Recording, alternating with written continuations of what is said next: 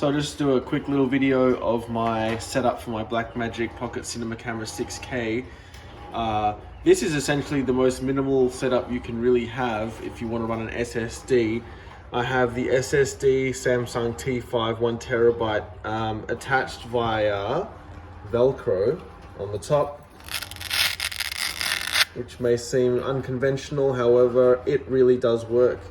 As you can see, there's a lot of Velcro on the top. I've just put it onto the top of the camera and put the soft side on the SSD. Now when that attaches, you kind of give it a little wiggle, it is really kind of, you can definitely rip it off, but in normal camera use, you definitely won't see the difference there. You definitely won't have any problems of it leaving or falling off, and it's a really lightweight, effective way to mount your SSD. Now I've also got some right angle USBC adapters, which serve as a really great way to minimize the overall dimensions of your camera. Spinning around here with some Velcro cable tie solutions, and then obviously into the SSD, the USB-C port onto the side of the camera.